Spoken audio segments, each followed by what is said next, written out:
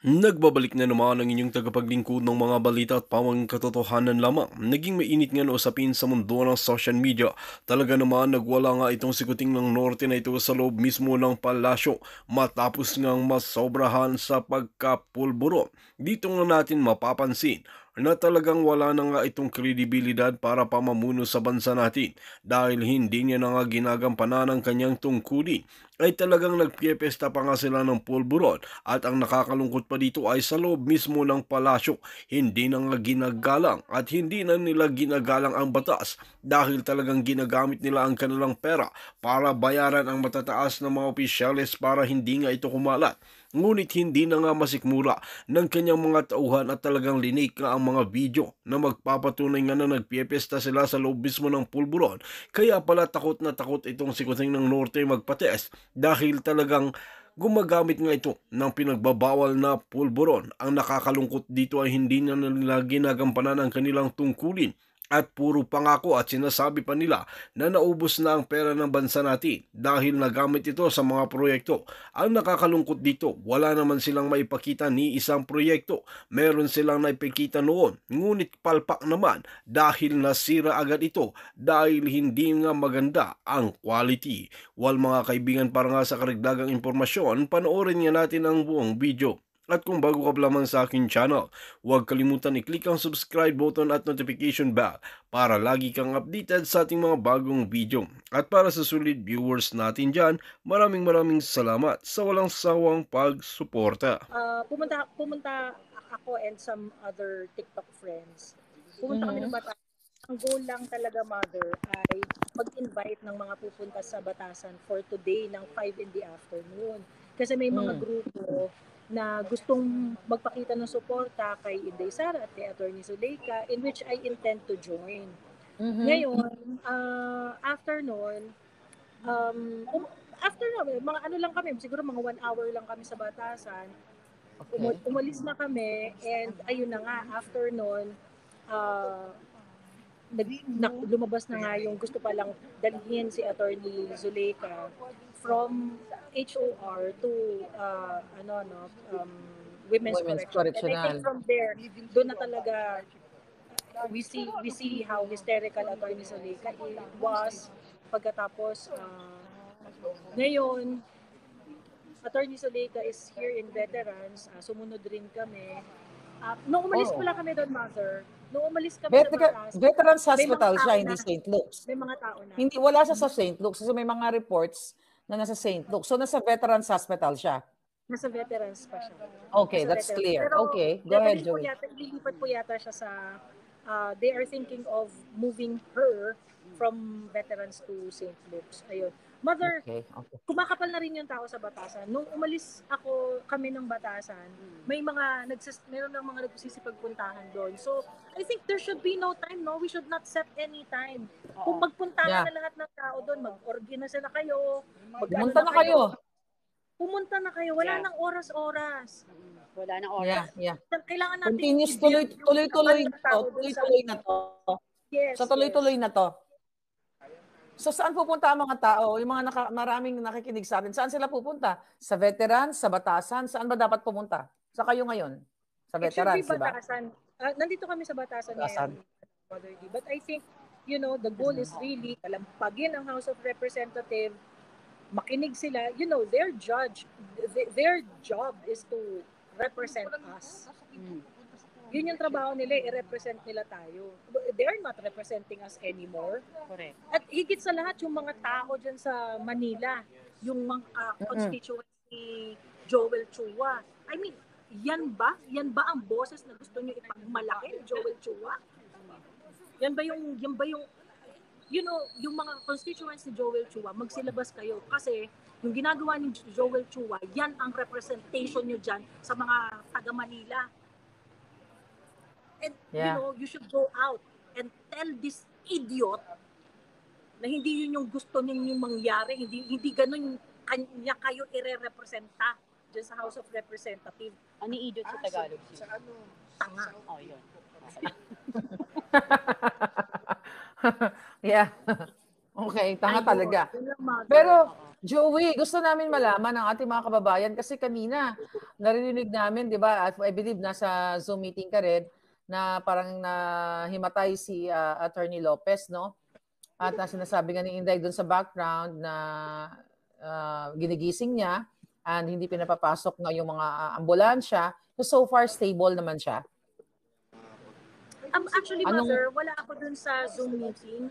The entire wala ka ba? time, nandun ako sa Batasan, naka-live ako dun Mhm. sa purported na building, yung detention facility, na kung saan nandun si Attorney Zuleika.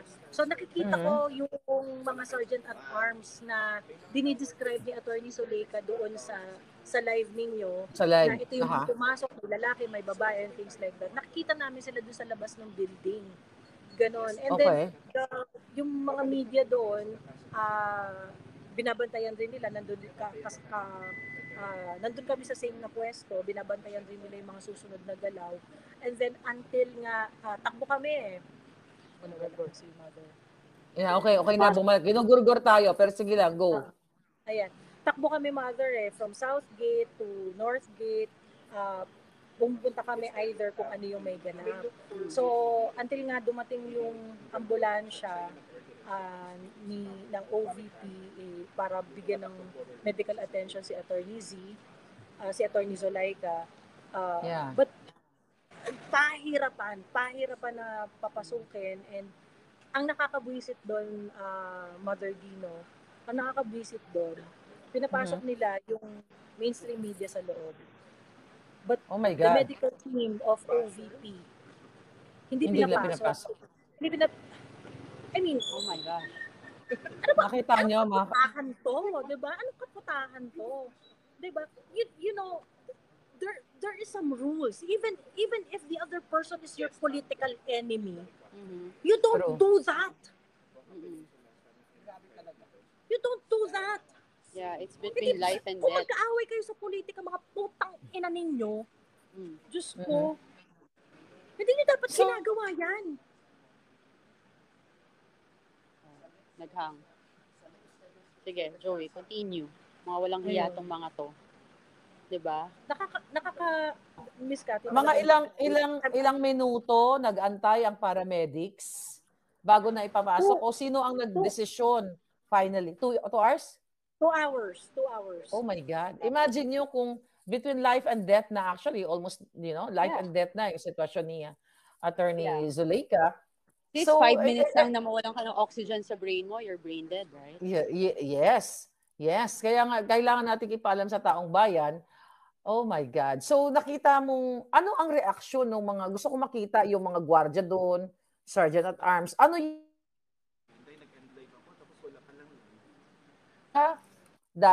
sumunod, we all know na sunod-sunuran lang sila kay Romualdez dyan o sa Malacanang. So ano yung itsura ng mga security guards or forces sa loob ng questions, Mother. Ina-avoid nila ang questions. Basta magtatanong ka kung kunwari dadalhin po ba sa ospital si Attorney Zuleika, ganyan-ganyan, or yung mga ganong, saan po ba dadaan dito? Hindi pa daw po ng correction. Automatically kanila. Shy away ka nila. Turn ka. Sino kaya ang concessionaire ng security ng Congress? Sino kaya? Yan, hindi ko alam. Baka si hindi ko alam. Magla-live si VP, sis. Magla-live si VP. Andyan si VP ngayon? Nandito si VP. Nasa ER. Okay. ER kami. Nakikita niyo siya sa kung saan kayo nakapwesto? Nakikita. Pero magla-live si VP. Ay, gusto namin makita yung mga tao. Gaano karami ang tao ngayon dyan? Hello po. Kalat-kalat sis eh. Kalat-kalat pa. Teka, blurry. Sandali Tatanggalin ko yung blur background. None. So, yan. Okay. Alright. So yan yung sitwasyon dyan. Oo. So basically, kalat-kalat lahat, sis. Okay. So, ang ER yon. Okay, nasaan yung okay. So kayo nasa loob pala. For sure may mga tao sa labas. Nasa kami, oo. Yan. Nasa labas kayo. Pero may mga tao na naiwan sa Batasan, Joey? Sa Batasan? Meron na. Dumadami na yung tao, Mother D. Actually, for quite some time, ang tao lang doon, ako at saka si Rain, at saka yung may kasama ko dalawang TikToker. Tatlo lang kami na nandun from I think mga around 9:30 and up to mga 2 a.m. Tapos mga mainstream media reporters nandun. Yun lang for the longest time. Merong mga General. Sino yung nandyan? May mga police ba o mga...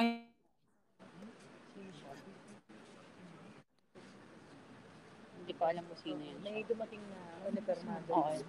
Ay, hindi ko. Hindi. General din siya. May dumating. Uniformado. So may Ngayon? Oo. Apo. Saan siya? Pwede patutukan mo ng camera para makilala ng taong bayan? Ayan. Siguro bibisita. Bibisita. Mukhang bibisita siya. Yan. Ayun. Pero mother, marami mga dumadaan. May mga That's good. Grab driver, nag-say hi, nag-drop by sa Batasan. Yun, para lang malaman na, Yung sitwasyon. at saka yung nakikita sila sa Simpa tsaka kay Solika tsaka kay Inday. Dahil narinig na nila si Inday, galit na si Inday eh. So may mga nagpupuntahan, mga nagsistay na doon, mga nagbalita. So, i-encourage natin yung ating mga kababayan na kung gusto nila na makasama sa ating, itong ating layunin para sa mabuting Pilipinas o sa totoong pagbabago ng Pilipinas. So, ngayon na nila ipakita na wala yung boses ninyo. Ngayon na nila ipakita yung kanilang suporta. At siguro, manawagan tayo sa mga kasundaluhan. At si Inday nga, nagsalita na kanina na, nanawagan siya sa Chief of Staff. Oo, tama. Sa katibala ng nangyayari dito sa atin. So, anong ginagawa ng na yan? General na yan? Anong sa tingin yung ginagawa niya? I think baka bibisita. I don't know. Bibisita lang? Siguro. Kasi nasa labas lang nila. So far, hindi niyo pa alam kung ano yung kondisyon ni Attorney Zuleika? Wala pa, pero magla-live. Wala kayong idea? Magla-live si Inday. Magla-live siya. Si maya. Abangan natin, antabayan natin. Kasi kaya tayo nandito para i-update natin yung mga kababayan kasi nag-aalala din sila. Nag-aalala sila kay Inday, nag-aalala sila kay Attorney Zuleika, and Sige, so pwede kayo magsalita ka muna, Joey. Go ahead. Agawin mo muna yung eksena. Sasagutin ko lang tong call. Magsalita muna kayo dyan. I-update nyo yung tao. Go. Okay. Sige, Mother. Mother, I'll take advantage ko lang yung reach mo, no, na yung mga tagapakinig mo at mga let's plan it today. Plan your travel. Huwag na kayong mag-isip kung anong oras yung event or whatever. Yes. Pumunta na kayo. Magkita-kita tayo sa Batasan. Papakainin ko kayo. Magsuot kayo ng sapatos na komportable. Magsuot kayo ng damit na komportable. Magdala kayo ng tubig so para hydrated kayo. Maraming tuwalya, ganyan. Extra shirt. Hindi natin alam kung hanggang kailan tayo tatagal dito. Let's go there. And wag nyo nang isipin kung anong oras, wag nyo nang isipin kung ano. Punuin natin ang Batasan para makinig tong mga putang inang buhaya na to doon sa House of Representatives. They are not representing us anymore. Yeah, they just do what they want. Tama. Totoo. Mga kababayan, yun ang gawin natin. Pumunta po kayo, magsuot po kayo ng komportableng damit. At tayo ay magsama-sama doon para ipaglaban ho natin yung ating karapatang pangtao. Kasi nakita niyo po kanina kung ano yung nangyari kay Attorney Leica Lopez. Tinanggalan siya ng karapatan na it took 2 hours, right, Joey? 2 hours. 2 hours bago papasukin yung doktor ni Attorney Zuleika. Pagkatapos, after that, few minutes after that, pinapasok nila yung team ng media sa loob. But the medical team, mas inuna pa yung media. OVP of the Office of the Vice President, hindi pinapasok. Ano yun? Correct. Ano yun? Inuna pa yung media kaysa sa medical assistant, di ba? What can an ambulance do to you? Exactly. Na matithreaten ng mga security yung mga putang ina nyo. The sad part there, Joey, is ang tawag dito, ang naging problema also is sino yung concessionaire ng security na yan? Kasi una sa lahat, ang nagpapasweldo din dyan is ang mamamayang Pilipino, di ba? So, yun. So, yun yung akin. Parang, why are you doing that? Kasi ang Congress is House of the People. Di ba? I think Miss Cathy, meron yan kasing meron kasi talagang order yan. Of course. Inutusan talaga sila na huwag papasukin, ganyan-ganyan. They did that to KOJC. Yes, that's true. Yung mga ambulansya, binabawalan nila. You see the pattern. Itong gobyerno nito, they do not respect life. Exactly. They do not respect life. Wala. At saka, hindi lang nila hindi nirerespeto ang buhay ng tao, no?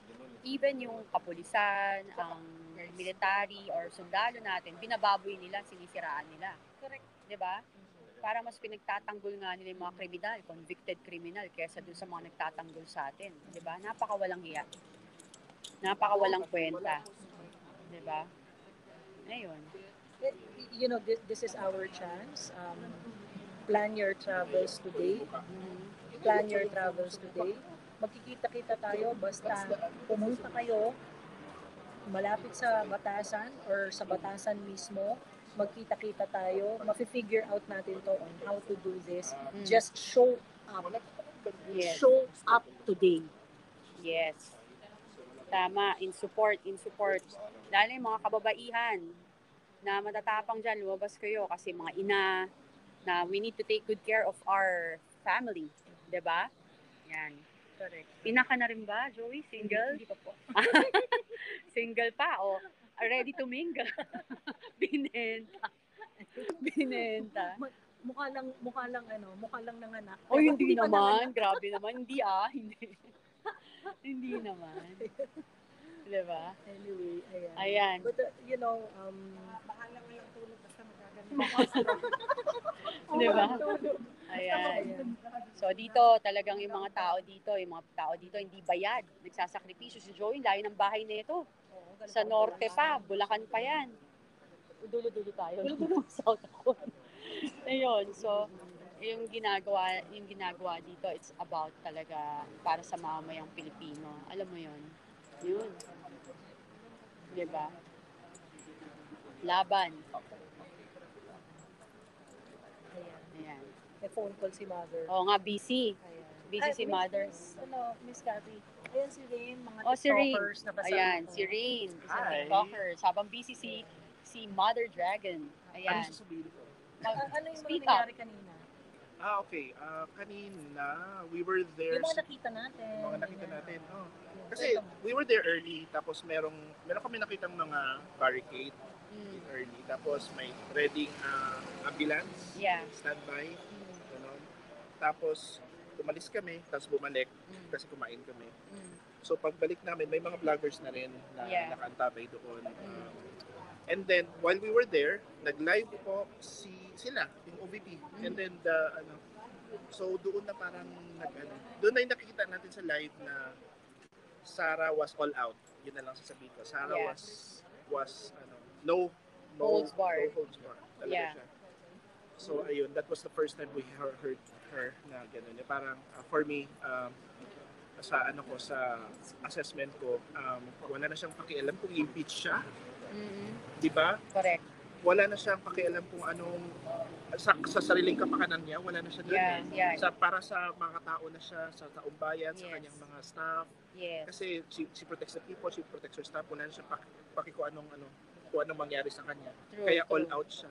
Tama. Sinabi niya na lahat, Tama. yung mga sinabi niya. So, it's really indeed a fact that she has nothing to lose at all. Yes. So, yung mga Congress, they have everything to lose. Yeah. Kaya, di ba? So, Oo. binabangga nila someone who has nothing to lose. Yes, because she's not there to kiss ass. She's there to serve the people.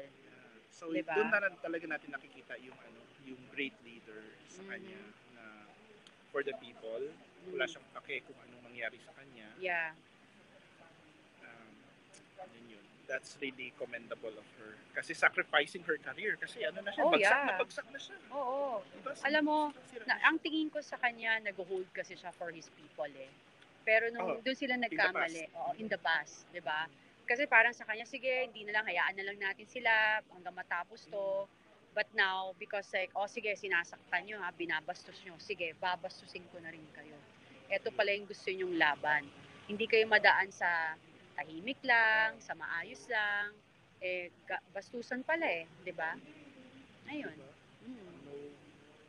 Yun. Bars na talaga si Vicky. Yeah, you can take over my vlog right now. You can talk right now. You update our people, mga palangga, while I'm doing something important lang, ha? Andito Okay, lang sige. ako. Okay. Okay, mag-interview kami. Sige. O ikaw? Ikaw? Ikaw na. Ito, blockbuster yung live dito sa Okay. Ito ha. Sige, ikaw ito, maganda. ako muna, habang wala pa. Ito ha, madaming nagtatanong sa akin kung kasi nag-live din ako sa TikTok eh. Madaming nagtatanong sa akin kung people power na ba or what, ganyan. Ano pa bang gagawin natin? Sabi ko, it's really up to you, the people. Kasi kung nasa lang kayo, kung nasa bahay lang kayo, hindi kayo lumalabas. Kung okay lang sa inyo, ginawa nila yun sa KOJC. Ayan, ginawa na nila sa Chief of Staff ng Vice President ng Pilipinas. Gagawin rin nila yan sa inyo. Nanakawin ang pera ninyo, pupunta ng bahay ninyo, papatayin ng pamilya nyo. True. Wala silang pili. Wala rin silang utang na loob. So yung mga tumutulong, akala nyo, wala silang utang na loob. They will just do everything, you know. Wala silang pakialam. Pero grabe yung revelation ni BP about kay Martin, about yung sa mga kalaban niya sa kanyang distrito. Kaya pala siya tumatakbo parati na wala siyang kalaban, mag-isa lang siya tapos automatic siya nananalo.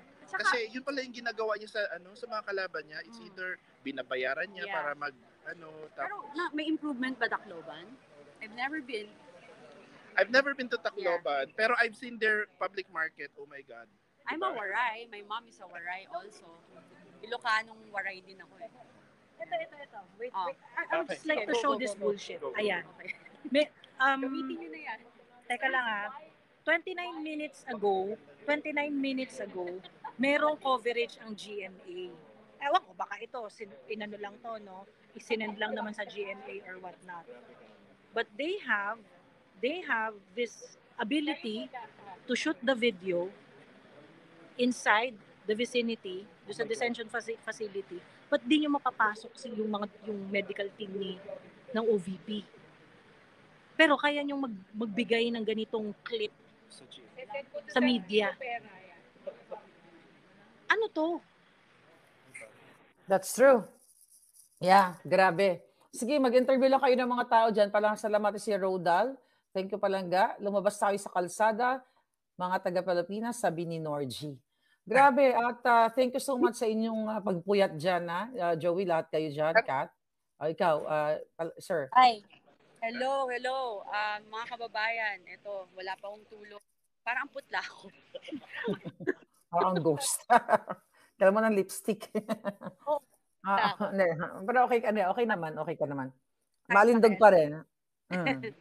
Lipstick na ako, lipstick ang kita. Ano nangyari? Pasensya na kayo, lang yun. Tumawag si Trump.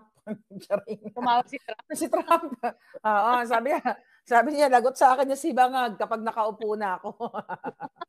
But anyway, ano nangyari dun sa military kanina na nakita ninyo? Military ba yun? Police ba yun?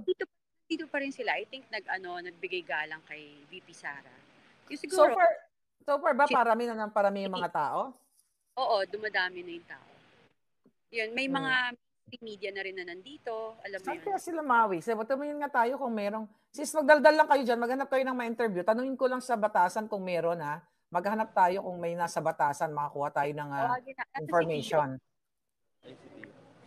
Dadayuhin ko siya, sis. Aha. Yeah. Si Tio Moreno nandyan din.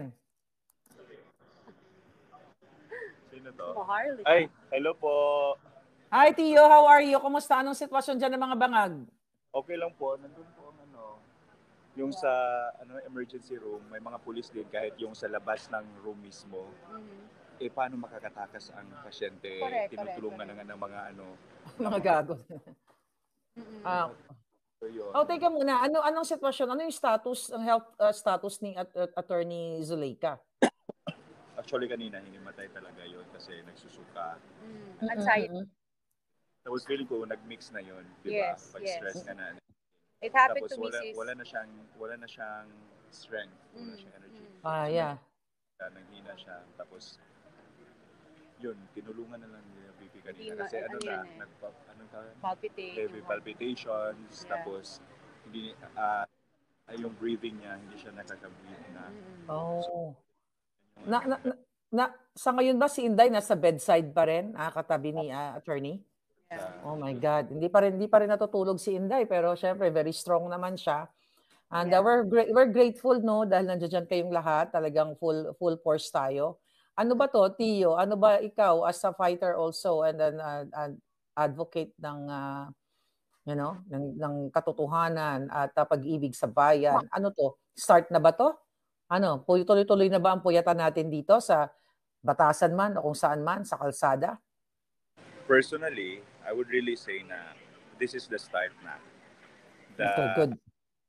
The thin line that separates civil discourse and anong tawag dyan, parang pag-aaklas. Pag-aaklas. Peacefully na pag-aaklas.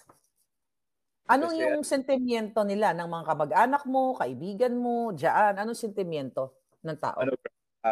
yung mga friends ko, sabi talaga nila na it's really a blatant abuse of power and authority because wala namang kaso si Attorney Zuleika Lopez. True. Hindi siya convicted and everything. Tapos bakit siya i-transfer sa Women's Correctional? That's true. Tapos if they are doing this right, why are they doing it in the middle of the night? That's Diba? true. Kung confident sila, dapat kanina pa yun, umaga. They have all the time, 8 hours, 9 hours, 12 hours kanina. Pero they did it 12 midnight.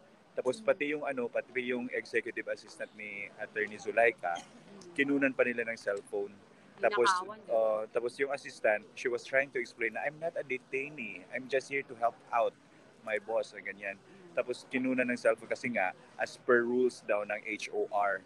So, ganyan sila. Parang yung they always insist on the rules. The rules. The unconstitutional rules.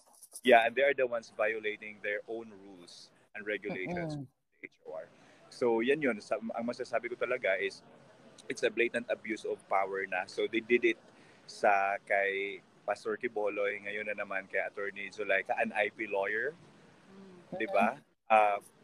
It's true actually because I'm originally from Davao and I would say when she handled Davao, multi-awards talaga ang nakuha namin sa Davao. Ganyan ka-efficient, ka-effective as a chief of staff, as a city coordinator before.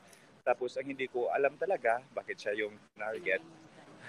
Maybe because hindi nila kaya si VP. So ang tinatarget yung mga ordinary OVP employees na nagtatrabaho